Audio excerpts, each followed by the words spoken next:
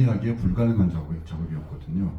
그러니까 이따 이제 믹스테이프 얘기해서 본격적으로 하겠지만 필름 자체를 복사하고 편집을 하고 하는 과정 자체가 굉장히 비용도 많이 들기 때문에 그 원래 소스를 구하는 것부터 어렵지만 뭐 저작권 문제도 있고 거의 이제 불가능했다가 디지털 시대에 와서는 뭐 유튜브에 보면 여러분들이 여러 편집 영상이 있듯이 일반화되고 있는데 그럼에도 불구하고 방송에서 이러한 기존에 존재하고 있는 화면들을 일종의 짜깁기라고 할 수 있죠. 그것을 새로운 맥락 속에서 재발견하고 필요하면 복원하고 그리고 재배열해서 만드는 다큐멘터리는 제가 지금 다큐멘터리는 표현을 썼지만 요즘에 이제 다큐멘터리의 하위 장르로서라기보다는 별도 하나의 픽션도 아니고 다큐도 아닌 에세이 필름이라는 표현도 쓰고 있는데 혹시 이렇게 지금 말씀하신 것처럼 뭐 내부에서 자료가 풍부했다, 제작비도 절감할 수 있다 이런 여러 가지 현실적인 이유도 있었겠지만 혹시 개인적으로 이런 장르에 대해서 특별한 관심을 가지고 계셨는지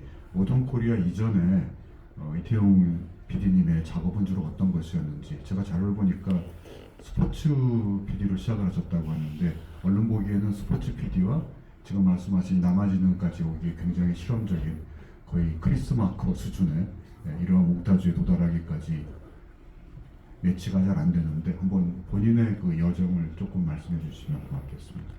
예, 저는 2003년도에 KBS 스포츠국의 PD로 입사를 했는데요. 스포츠 PD는 이제 스포츠 중계 방송이 제일 큰 일이거든요. 스포츠 중계 방송 외에도 스포츠 다큐멘터리를 만들 일도 이제 심심치 않게 있고요. 주로 그런 일들은 올림픽이나 월드컵처럼 큰 대회가 있을 때 같이 패키지로 이제 스폰서가 들어오게 되는데 아까 말씀드렸던 서울올림픽 30주년과 평창올림픽 기념국 같은 경우도 스폰서가 들어와서 만들게 되는 그래서 그 스포츠국은 아무래도 그 스포츠 중계 방송이 주된 업무였었기 때문에 이제 스포츠 관련 다큐멘터리를 만들게 되면은 되게 다들 싫어하세요. 이건 뭐 내가 꼭 해야 되는 일도 아닌데 내가 이것까지 해야 되나? 라는 생각들이 되게 그 당시만 해도 많았는데 이제 저도 이제 처음 맡게 됐을 때는 되게 숙제처럼 시작을 했는데 막상 만들어 보니까 스포츠 중계 방송하는 것보다 저는 제가 혼자서 이렇게 뚝딱뚝딱 만드는 게 더 적성에 맞는 것 같더라고요. 스포츠 중계 방송은 사실은 굉장히 많은 스태프들이랑 이제 서로 소통을 하면서 스태프들의 여러 가지 민원들도 들어주면서 이제 야외에서 해야 되는 일이라 나름의 이제 스트레스들이 있는데 이제 다큐멘터리 같은 경우는 그런 거 신경 안 쓰고 그냥 혼자 만들어갈 수 있겠더라고요. 그리고 그런 식으로 처음 만들었던 다큐멘터리가 씨름 관련 다큐멘터리였는데 씨름 관련해서도 KBS 자료 화면이 너무 많은 거예요. 너무 많고 씨름 뭐 경기뿐 아니라 뭐 이만기와 강호동 이런 선수들이겠죠. 그 선수들의 뭐 주변사들 뭐 어디 뭐 누굴 만나서 뭐 이야기하는 사생활의 모습이라든지 그런 자료들이 너무 많이 남아 있는 걸 보고 야 이런 거는 그냥 놔두기 너무 아깝다라는 생각이 들어서 이런 걸 재활용을 하면은 다큐멘터리가 만들 수 있지 않을까라는 생각이 들었고 그 이후에 제가 그런 스포츠 다큐멘터리를 만들 기회가 있을 때마다 가장 먼저 해보는 일이 이제 가장 먼저 어떤 자료를 KBS가 가지고 있는지 그 과거 자료들을 어떻게 지금 만들고자 하는 다큐멘터리를 활용해서 붙일 수 있을지를 제일 먼저 생각을 했던 것 같고요. 그렇게 하다 보니까 자연스럽게 KBS 아카이브를 좀 활용을 해봐야겠다는 생각이 많이 들었고 아까 말씀드린 8818이라는 올림픽 관련 다큐멘터리 같은 경우는 올림픽이 워낙 단순 스포츠 이벤트가 아니라 대한민국 사회에 끼친 역할이 굉장히 크다 보니까 뭐 스포츠 이야기뿐 아니라 어떤 한국 사회의 변화에 대한 얘기 자체도 할 수 있겠더라고요. 그러다 보니까 자연스럽게 스포츠 이야기를 넘어선 이제 이야기들도 하고 싶다는 생각이 들게 됐고 8818이라는 다큐멘터리를 보시면은 뭐 스포츠 이야기는 사실 거의 안 들어 있습니다. 스포츠국에서 제작을 한 다큐멘터리이긴 한데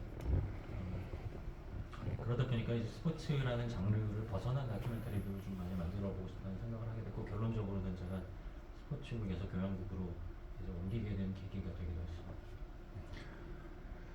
그 방송국에서는 이렇게 그 나름의 구분이 있어가지고 지금 말씀한 것처럼 보도국에서는 뉴스나 이런 것들을 만들고 다큐멘터리는 교양국에서 만들고 스포츠 중계나 스포츠 관련 프로그램 스포츠국에서 만들고 그 밖에도 이제 뭐 여러 가지 다른 프로그램들이 있겠네요. 네.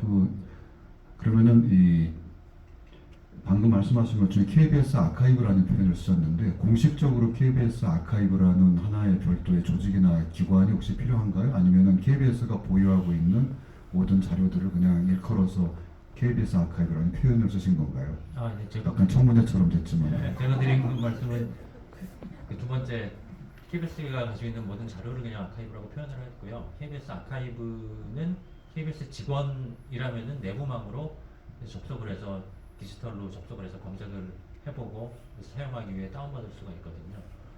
그래서 그걸 이제 아카이브라고 제가 지칭을 드린 거고, 아카이브 관련한 부서는 아카이브를 관리하는 부서가 따로 또 있습니다. 그래서 이제 그 부서는 이제 주로 관리만 하고, 여기 제가 말씀드린 거는 KBS가 가지고 있는 자료화면 전체를 통틀어서 말씀드린 부분에 가깝습니다. 지금 관리라는 의미는 제가 이해하기로는 그 KBS가 보유하고 있는 모든 자료들을 보존하고 또 복원하는 거 분류하고 그리고 이제 내부 그 전산망을 통해서 직원들이 볼 수 있게 하는 그게 하나가 있고, 다음에 여러분 중에서 혹시 다큐멘터리 만드신 분들은 그런 시도를 해보셨을 텐데 KBS에서 방영했던 프로그램의 일부를 쓰려면은 KBS로부터 저작권 허락을 받아야 되죠. 네. 그리고 굉장히 좀 독립영화가 감당하기에는 비싼 수준이라고들 보통 얘기하는 것 같은데 그것도 거기서 관리를 하는 거죠. 거기서 관리를 하죠. 예. 그러니까 이제 영업 차원에서. 네. 근데 이제 그걸 얼마를 받느냐는 사실 거기서 정하는 건 아니고, 예. 이제 좀 더 전체적인 회사의 방침이 있는 것 예. 같습니다. 물론 오늘 이제 작품에 대해서 논의하는 시간이긴 하지만 여러분들이 궁금하실까봐 조금 말씀드리자면은 저희 한국영상자료원도 KBS와 MOU를 맺었습니다. 근데 이유는 저희가 KBS가 굉장히 다양하고 엄청난 분량의 필름을 보유하고 있거든요. 그 필름들은 일부분은 아주 일부분은 한국 영화들도 있지만 저희가 알아보니까 예전에 비디오가 나오기 전에는, 그러니까 60년대, 70년대, 80년대 초까지만 해도 모든 뉴스 프로그램들을 전부 필름으로 찍었어요. ENG 카메라 쓰는. 그리고 놀라운 사실은 그 필름들은 되게 16mm 리버설 필름, 그러니까 네거티브로 찍은 게 아니라 그냥 유일하게 찍어서 곧장 현상하면은 방영할 수 있는 이제 그러한 포지티브 필름으로 찍었는데, KBS 그 본부뿐만이 아니라 지방에 있는 KBS의 지방을 뭐라고 부르죠? 지역국. 예, 지역국에서도 자체적으로 찍은 필름들의 카메라 오리지널들을 다 가지고 있는 거예요. 그러니까 제가 그 존재를 알게 된 것은 강릉국제영화제를 할 때 개막식의 어떤 그 특별한 영상 프로그램으로 강릉에 대한 KBS가 가지고 있는, 그리고 예전에 원주 총국에서 관리했다고 하더라고요. 필름들에 보면 뭐 단오제도 찍혀 있고 이런 것들이 60년대부터 70년대, 80년대까지 필름들이 있는데, 이제 그것들을 볼 수 있는 유일한 방법은 KBS에 가서 인트라넷에 접속을 해서 볼 수 있고, 뭐 검색어들 같은 것들이 있지만 정확하게 카탈로그에 돼 있지 않은 것 같아요. 그러니까 일일이 다 뒤져봐야 되는데, 그래서 그때 KBS와 협력을 받아가지고 협조를 구해서 그 중에 일부분을 편집해서 이제 라이브 마크 갖게 했던 경험이 있어요. 그래서 보면서 이거 어마어마한 보물창고라는 생각이 들었어요. 그런데 이제 아직까지는 그것이 일반인들이 접근할 수 있는 특별한 방법이 없고, 그러니까 제가 보기에는 뭐가 있는지 알아야 요청을 할 텐데 뭐가 있는지 알 수 있는 방법이 없기 때문에 요청을 할 수가 없는 약간 이런 것이고, 그래서 저는 모던 코리아가 굉장히 반갑고 의미 있었던 것이 KBS 안에 이런 어마어마한 영상의 아카이브가 있다는 것, 그리고 그것들을 얼마든지 이렇게 새롭게 활용할 수 있다는 것을 조금이라도 사람들이 더 알 수 있는 이런 작업이 KBS 내부에서부터 시작됐다는 것에 대해서 굉장히 기뻤고, 도대체 누가 이런 생각을 했을까 하다가 이제 오늘 이렇게 만나 뵙기까지의 과정이 있었습니다. 그런데 한 말씀만 드리면 말씀하신 것보다 그렇게 보존이 사실은 잘 돼 있지는 않더라고요. 특히 필름 같은 경우들은 뭐 이런 아니, 저희가 보기에는 그만하면 잘 되고 있는 거예요. 그런 데를 위해서 훌륭합니다. 그 정도. KBS의 명예를 위해서. 그리고 검색하기도 어렵다고 하시는데 이제 그 직원 입장에서도 검색하기가 어려운 경우도 사실은 되게 많습니다. 이런 메타데이터 같은 게 잘 안 돼 있는.